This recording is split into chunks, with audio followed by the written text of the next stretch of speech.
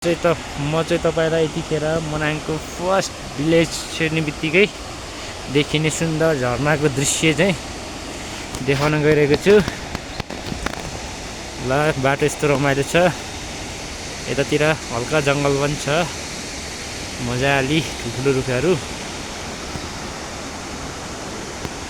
ल अब चाहिँ झरना, ओहो ओ माई गड, ल झरना चाहिँ मजाले बढेछ है। यो बाटोतिर नि पानीको भल बगेछ।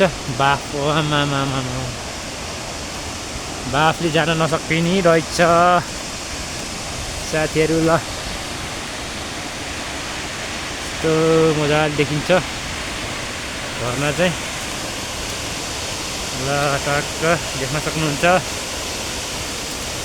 सुन्दर दृश्य, हिमाल पारीको फर्स्ट भिलेज। ल मजाले बाफै बाफ, एकदम बाफ आएछ। ल